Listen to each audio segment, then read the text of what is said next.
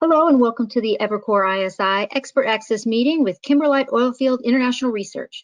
Speaking today from Evercore ISI will be energy analyst James West. I'd like to remind everyone that the material in this webinar is based upon information considered to be reliable, but neither Evercore ISI nor its affiliates guarantee its completeness or accuracy. Assumptions, opinion, and recommendations contained herein are subject to change without notice. Past performance is not necessarily indicative of future performance. This material is not intended as an offer or solicitation for the purchase or sale of any security, and we will not be disclosing any non-public information. Our speaker will be taking questions via the questions window on your webinar control panel. Please type your questions in at any time during the presentation. And now I'll turn the microphone over to James West. Thanks, Emily, and good afternoon, everyone. Welcome to our 8th virtual rendezvous with David Batt of Kimberlite Research, who has become our go-to on all things supply chain and voice of the customer related when it comes to oilfield services, equipment, and drilling. So thanks for joining us today, David. In past installments, we discussed the competitive position and the health of the U.S. hydraulic fracturing market, the international drilling services market, the global artificial lift market, the perforated and completion fluids market, and most recently, we took a deep dive into the competitive positioning of the big three OFS suppliers. Today, we'll be focusing on assessing the competitive landscape for the global intervention services market, cementing, surface, and subsea wellheads and liner hangers markets by leveraging Kimberlite's proprietary survey-driven framework and analytics. These key segments represent over $10 billion in annual sales and are critical services for the oil and gas industry. The findings in the analysis today is the result of interviews with nearly 600 oil and gas customers across 200 E&P companies globally, and will evaluate how the oilfield services suppliers, both large and small, stack up in terms of their technologies, product performance, and service quality across various geographies and customer groups. David brings over 30 years of extensive energy and oil and gas experience. He began his career as a geologist with Chevron and later held executive and general management roles with Chevron Corporation, where he led the creation of Chevron Energy Solutions and served as vice president. In 2003, he departed Chevron to lead Constellation New Energy Texas. Under David's leadership, Constellation became the second largest provider in the emerging Texas deregulated energy market. He returned to his upstream roots in 2007 and has been involved in leading oilfield research, tracking all facets of the upstream industry, including technologies and supplier performance. He received his BS in geology from the University of Oklahoma, MS geology from Oklahoma State University, and an MBA from the University of New Orleans. And Kimberlite Oilfield Research is an international oil and gas market research and consulting company that uses data collected from one-on-one interviews with professionals to assess current market trends and establish performance benchmarks for oilfield companies and service suppliers. The company serves as a third party to collect and evaluate feedback from industry professionals, and this offers an unbiased review of the services and technologies E&P companies use in their daily operations.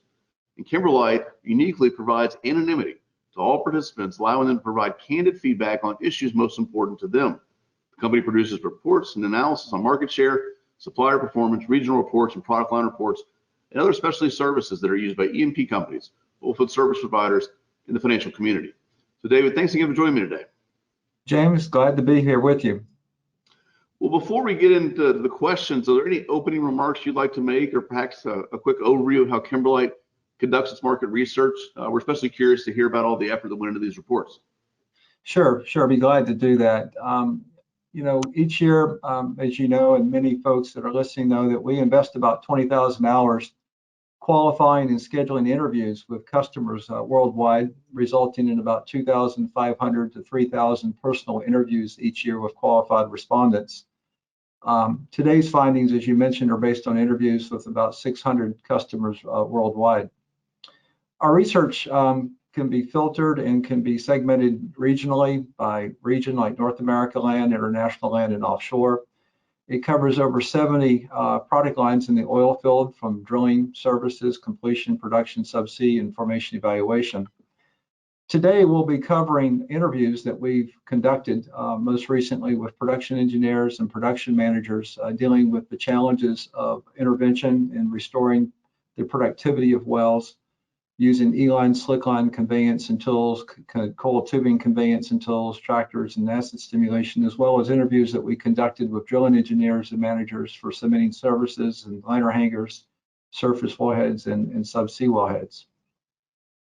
Be using quite a bit of this exhibit, James, and so for the benefit of everyone, just to make sure everybody understands this, we tend to cross-plot supplier performance on the x-axis versus pricing strategies or pricing competitiveness on the y-axis to illustrate the competitive landscape of the suppliers. And this top right-hand quadrant is the premium offering quadrant, where suppliers that plot in this quadrant, they cost more than industry norm, but they're worth it because they deliver better than industry average performance. Any suppliers that plot in the bottom right-hand quadrant are value advantaged and positioned to gain share or to experience potential margin improvement. The bottom left-hand quadrant is the discount quadrant, where they may underperform industry average, but they offset it with attractive pricing to be effectively worth what paid for. And of course, the competitively disadvantaged quadrant's the top left-hand quadrant. So we'll be using this exhibit quite a bit today. Okay, well, good. Well, David, maybe before we get into these reports, back when we talked in January, you provided Kimberlite's projection for 2021. So maybe before we get into everything, do you have any updates to share or comments on how the beginning of 2021 is unfolding? We've, of course, seen a number of E&P companies release earnings, and it seems like capital discipline is here to stay. But I'd love to hear any variant views of that thesis. Sure. I guess back when we talked about a month or so ago, we have these projections of U.S. land growing and increasing the number of wells drilled by 9.6% in 2021 versus 2020, and international land drilling about 5.6% more wells in 2021 versus 20, largely back half loaded in the year of 2021. And while we just encountered a severe winter storm in Texas that has really kind of set back production and the drilling completion activity last week, based on our most recent customer feedback, James, we really don't see a need to adjust or change these projections at this current time. And in fact, what we see is really a constructive backdrop with oil prices around $60 a barrel. We continue to see drilling and completion efficiencies, James, that are allowing these operators, particularly in U.S. land, to accomplish more with less. And while it is constructive that the E&P operators are taking a greater focus on shareholder returns and capital discipline, signing up for your OFS pledge, if you will, we just see all these other components that are going to continue, in our view, drive continuous conservative growth into the market into 2021. Okay, fair enough. Well, another topic I wanted to touch on, given that you're in Texas and you ran a utility at one point, it's been pretty unfortunate to what's happened out in Texas, but I'm glad you turned out okay. I'd love to spend a minute on the implications from the ERCOT snafu that took offline, a number of oil and gas producing wells and infrastructure. Are you hearing anything about companies having an inability to get rigs and equipment back to work, or kind of what's your expectation around the bounce back in Texas and when production will come back online? Sure. It was certainly an extreme weather event that broke records. I think you may have noticed some of the records where West Texas, Midland, Odessa were below freezing for 9 consecutive days, which shattered the previous record of 5 days. But I think overall, the bounce back in production will come back rather quickly. What really happened out in West Texas last Thursday and Friday, as temperatures improved, the operators were able to begin to assess the situation and actually able to use the weekend, Saturday and Sunday, to kind of start progressing forward. What we're hearing is by the end of this week, just about all the high prioritized, high value wells will be, back up and running, and the prioritized high value assets will be up and running. There'll probably be some lingering, if you will, of some of the marginal wells and marginal assets that may linger until next week or so forth. But the bulk of the production and everything will come back online. Certainly last week we lost some traction clearly on hydraulic fracturing and drilling. You just couldn't get out there to perform the work. What we're hearing is I think most operators will probably hasten their pace in the month of March to kind of pick that up. The other thing that's a little bit different on this one is it's a severe winter storm, but it is isolated and the wells are only down for a short period of time. What we experienced last year, James, in 2020 to the COVID drop, where operators were shutting in 8-10% of the wells with the expectations of bringing on about 70% of them in the next 12 months. that created a whole host of downhole reservoir pressure issues and downhole challenges by keeping the well shut in for many, many months. Whereas here, we're just down for a few days. So I see things bouncing back pretty quickly here. Okay, makes sense. So maybe if we jump into the actual customer reviews and the intervention services market, what were you able to capture in terms of feedback from operators and what are their experiencing their biggest problems or challenges in maintaining the productivity of their wells? Sure. One of the open-ended questions we ask the operators around the world for the intervention services series of reports that we publish is, what are the most frequent downhole problems that most negatively impact the productivity of the wells? And, this is an open-ended question where they can go anywhere they like with it. But clearly what you see here is that the chemical failures associated with your deposit control issues, be it corrosion, wax, paraffin, scale deposits and such, that's still the leading cause cited by nearly half of the operators worldwide. You have sand and debris, then you've got the mechanical failures. And so particularly you look in the land sample, particularly in North America land, you just continue to see this correlation between chemical failure breakdowns cascading down into artificial lift failures and such. So we continue to see that happening quite a bit. Interesting. Okay. And then this brings up maybe a topic that we've talked about a while back in our artificial lift and production chemicals review, where operators experience both the chemical failures and mechanical failures and how these two issues are related. Could you share your views on or thoughts on how the oilfield service industry can better address these challenges? And yeah, I guess I'll leave it open into that. Sure. No, fair enough.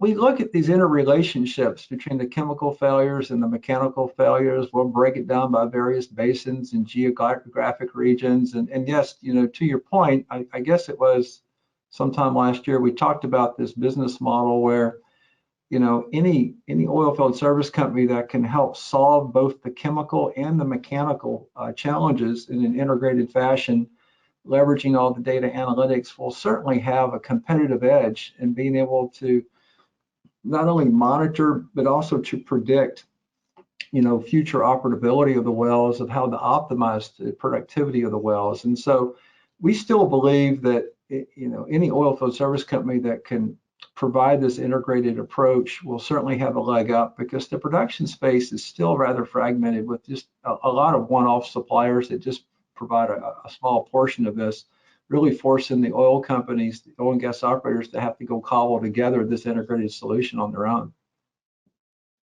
Makes sense. And what suppliers, in your view, have the best potential to provide an integrated solution versus those operators that have to take it upon themselves to contract with multiple vendors and piece together the optimal solution? I would assume one of our favorite stocks, ChampionX, is pretty well positioned here. Yeah, I would have to agree with you on that, because ChampionX really is sitting in a really ideal position. I mean, they have all the core competencies and capabilities to deliver this integrated approach. They've got a solid platform with XBOC to provide the data analytics and whatnot. Baker Hughes historically has had a good opportunity to do it. And I suspect, even though they've rationalized their portfolio and they're more focused in U.S. land with ESPs and production chemicals, I know they see the interrelatedness as well, but ChampionX has a much broader platform. And so certainly if ChampionX is able to successfully integrate these offerings together, it will certainly build quite a bit of a competitive moat around their business that will be difficult for others to follow, for sure. Right. Are you hearing anything, David, about how the early days of the integration are going? I know a lot of their efforts are in the Permian Basin, and so far I've been hearing some really positive feedback about successfully trying to break down the artificial lift swim lanes. As you know, ChampionX, former Apergy, and Norris Dover and so forth had different artificial lift groups that kind of operated autonomously, and they really banded together and they're working together as an integrated team to pull together the artificial lift solutions and working with their production chemical colleagues from the former NALCO Champion Ecolab team. So far, things seem to be moving in the right direction. It's still early days, and hopefully we'll learn more over the coming year or so. Right. So, David, when a well breaks down and the operators call the the oilfield service supplier or the well doctor, if you will, to come in and help restore the production, what services are they typically using? Sure. When we talk to the oil and gas operators globally, what we find is when a well, its productivity has been compromised and they have to go restore the well's production, about a third of the time here, 30% to 34% of the time, you've got multiple services involved. You've got perforating, cement pipe evaluation, bottom hole pressure temperature surveys, wellbore cleanout. So those are very commonly used services. Mm-hmm. E-line and slickline are typically the preferred conveyance methods for many of these services, but like for wellbore cleanout, you've got coiled tubing and jointed drill pipe, be it snubbing units or workover units, are preferred conveyance. And so you see that on a typical workover, there's multiple services being performed. We can break this out regionally, obviously, you see variances between international land versus offshore, or even deep water subsea wells versus, say, the Permian Basin, but certainly many different services being performed. Okay, interesting. So what's the, I guess the E-line and slickline are one of the most preferred conveyance methods used. What does the competitive landscape look like for those businesses? Wow, that's a real interesting one, because when you look at the E-line slickline business and you ask the operators who are they using, it's still quite amazing. They cite 86 different suppliers being used, James, and that is, it's quite a few. Consolidation there? Yeah, well, we did consolidate. It looks like about 16% from the prior survey, from a little bit over 100, but there's certainly a lot more room to go there. There is no doubt. It's a crowded field. When we look at this, say in U.S. land, you can see that these small to mid-tier suppliers really comprise the bulk of the market, and the big three comprise less of the market. When you move, say, offshore, the big three start to consolidate and make up about 3/4 of the market. And to address your question on the competitive landscape, there's quite a bit of supplier performance variance, from the very worst performing suppliers to the very best performing suppliers. So you can only imagine, as an oil and gas operator, how do you evaluate all these multiple suppliers with whom you've never used when you've got such a variance and variability in performance from year to year. But when we look at the landscape in North America land, it's these small to mid-tier suppliers that we encapsulate here as all others are really distinguishing themselves, James, as delivering the best value. And we've highlighted a few other suppliers that stand out, such as Weatherford, Through Tubing, KLX Energy, and Renegade, that are all viewed as delivering pretty good value in the North America land. But you can see it's a very crowded field with quite a swath of performance levels here. Have some of these smaller guys been taking market share? Well, I mean, the big three continue to de-emphasize their presence in North America land, not just for E-line slickline, but for coiled tubing. And there's just, you've got so many suppliers in the North America land market that really none of them have what I would consider to be a commanding share of the market. Mm-hmm. It's just way too fragmented and ripe for consolidation. But you can see, several of the suppliers distinguish themselves here. Right. When you move internationally, you find Schlumberger in the typical position, cost more but worth it. But you can see even their performance profile and pricing strategy has a dislocation to where they're somewhat at risk of potential customer defection, even in this market. But they are the premier supplier. Weatherford is viewed as performing on par with margin expansion opportunities. But now you see the mid-tier suppliers down here as all others. They're underperforming, unlike in the North America market, James. But they're viewed attractive due to pricing strategy. And also, you got Schlumberger there. So that's kind of what the landscape looks like for slickline, E-line. Okay. Well, what about the coiled tubing market? What does that look like? And can you spend some time on the potential need for consolidation here? Because I think that market's pretty fragmented too. Well, in the coiled tubing market, there's not quite as many suppliers, but they didn't have quite as much consolidation either, which was surprising to me. There was 56 suppliers cited as being used. I would have thought there would have been more consolidation again. And again, when you look in the North America land market, you'll find that it's really the small to mid-tier suppliers that really stand out from a share perspective. I mean, CUD, KLX Energy, STEP, Coiled Tubing Partners or CT Partners, and Basic Energy tend to stand out. The market really starts to consolidate a little bit internationally, and certainly when you go offshore, you've got the big three comprising 3/4 of the market. There too, we see a wide variance in performance, again, creating all types of challenges for oil and gas operators to select best value because it's just way too much variance in the performance. One thing you do see though in the North America market, James, is you see these suppliers kind of lining up along the fair value fairway. So you see differentiated value here. Through Tubing and Coiled Tubing Partners are viewed as delivering the best overall value.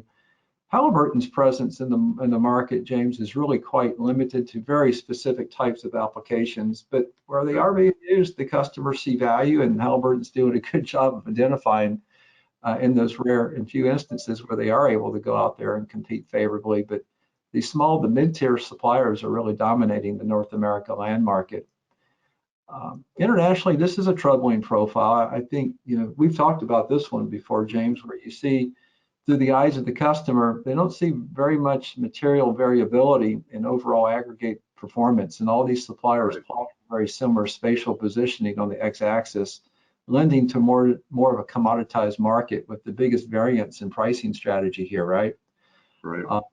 And then offshore, you've got Schlumberger in their typical position of being cost more but worth it, profit optimization mode. They look really strong there. Halliburton fair value, Baker Hughes pricing on par with industry norm, but just slightly underperforming. Right. Maybe to round out the intervention services market, what can you tell us about the acid stimulation market? And I've also noticed that sometimes downhole well tractors are involved with some of the E-line and coiled tubing conveyance operations. I'd love to hear a bit about both those themes. Sure. On the acid stimulation side of the market, you can see here in the bottom right-hand part of the graph, there's, North America land's more fragmented with about 30 suppliers cited as being used, but you see how the market quickly consolidates down to 9 suppliers in the offshore market. Very similar to what we just observed, the big three in North America continue to be challenged by many of the smaller, the mid-tiers, such as Petroplex and CUD and Basic and others. The market tightens up internationally and offshore. Huge variance in performance. In the North America land market, Petroplex and CUD and the small to mid-tiers clearly demonstrate performance leadership and value leadership versus the bigger suppliers. Internationally, you start to see this profile of commoditization again start to form here with Schlumberger and the cost more but worth it, and undervalued here with the small to mid-tiers. Offshore, Schlumberger's got a big share of the market, and they tend to be somewhat well positioned, but the offshore market tends to be very price driven. And about half of the offshore respondents tend to correlate as being a price buyer, which actually Halliburton's done a really good job of positioning themselves to kind of take advantage of this and to grow in this market. The technology buyers seem to see more differentiated value, cost more but worth it, cost less, maybe not performing quite on par, but certainly worth what paid for. On the tractors part, you're right. Tractors are used about 10% of the time on E-line, slick line, about 5% of the time for coiled tubing. It tends to be really more of a Schlumberger WellTech type of story. Baker Hughes has come out with a well tractor, James, and seems to be well received in the marketplace based on the voice of customer data that we're seeing. On worldwide land, you can see just all 3 suppliers are well within the fair value fairway. WellTech is viewed as the leading performance leader. And when you move offshore, you've got Baker Hughes positioned in a very advantageous position to really maybe potentially grow market share and presence in a market that's historically been dominated by WellTech and Schlumberger. The offshore market, though, again, is very price centric as well, and Baker Hughes is viewed favorably amongst both the price and the service buyers. Okay.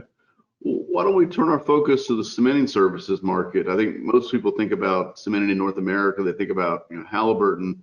How does Hal stack up here? Sure. When we move into the cementing services side, I mean, Halliburton is still the leader. They're a leader in many of these technologies and capabilities that are bringing success to the operators. They're certainly the market share leader in U.S. land, and they demonstrate market share leadership in international land and offshore. But when you get to the U.S. land market, even though they're the market share leader, James, you can see that they're being challenged again by some of the smaller, the mid-tier suppliers. In particular, Nine Energy has demonstrated really good positioning and performance improvement over the last 2 to 3 years, and is clearly sitting in a value advantage position. Compass and some other small to mid-tiers. Next tier and ProPetro are viewed as being good discount offers and competitive alternatives based on value. So Halliburton is sitting in a position where they have the largest share. It would help if they would improve their performance profile, or perhaps maybe adjust their pricing strategy to try to defend against customer defection and potential market erosion moving forward. Internationally, again, it's kind of you want red or blue cement. Right. And Schlumberger is actually viewed very favorably internationally, and actually viewed as outperforming Halliburton, but they're both viewed as delivering solid values. And then in the offshore market, Halliburton's in a great position to defend their dominant market share, James. They also exhibit margin expansion opportunities as well. So very solid performance by Halliburton in cementing services. They exhibit some vulnerabilities U.S. land, but very solid internationally offshore. And of course, Schlumberger looks really good internationally. Right. Okay. Well, maybe we can turn to the surface wellhead market. Obviously, Cactus has a solid footprint in the U.S. onshore, where TechnipFMC, I believe, is doing well internationally. Is that still the right way to think about it?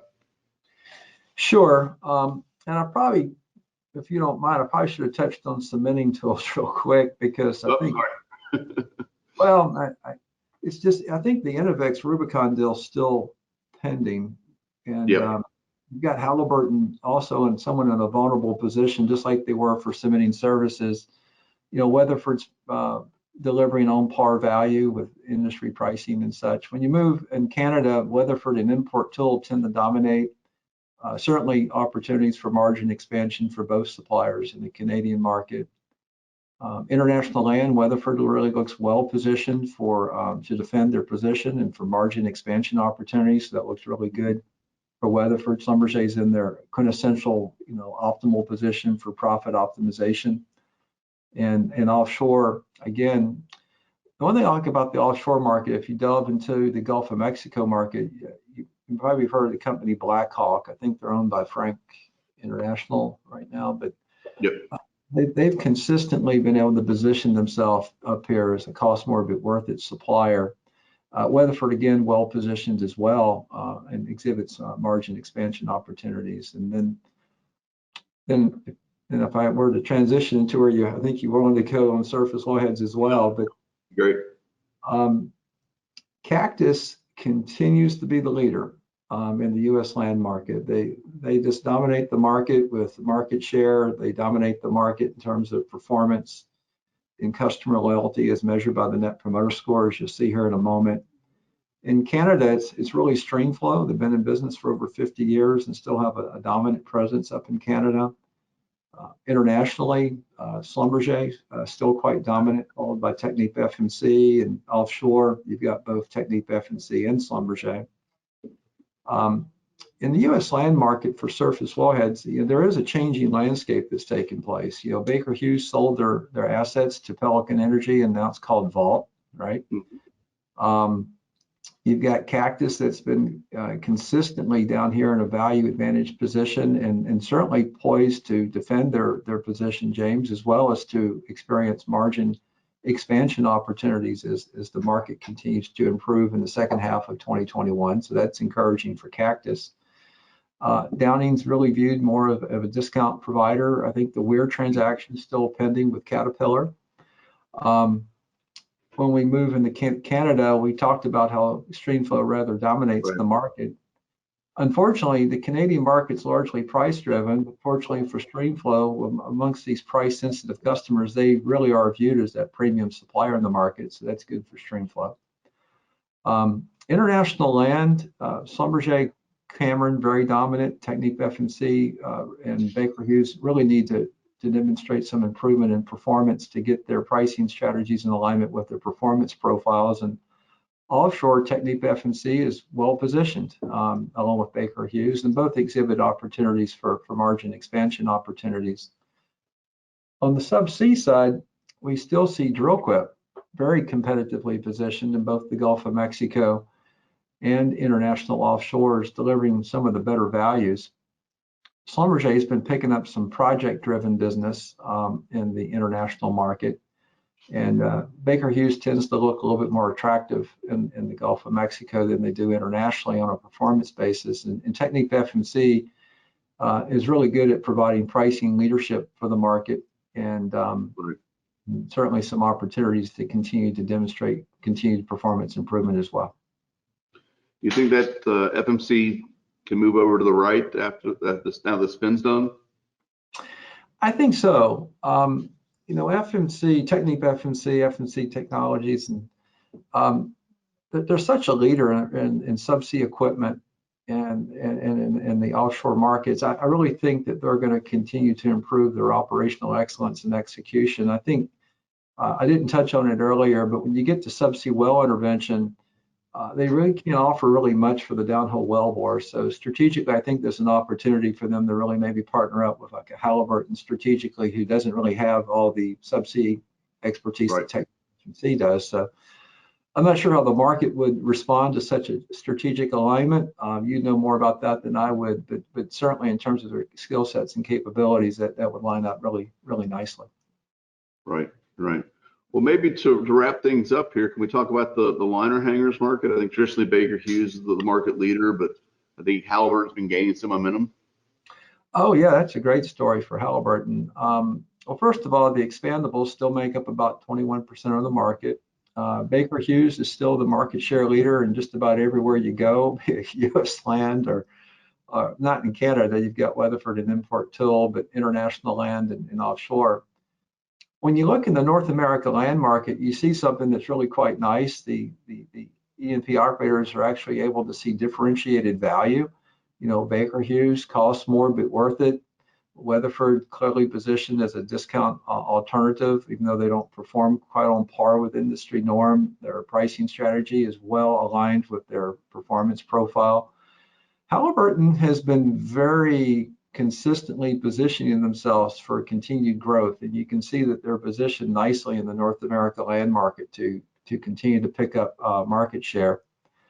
When you move into the international land market, Baker Hughes exhibits market share leadership, but they're not really exhibiting that performance leadership or that pricing leadership that we saw earlier in North America land market. So there's certainly an opportunity there for Baker Hughes. Weatherford exhibits margin expansion opportunities.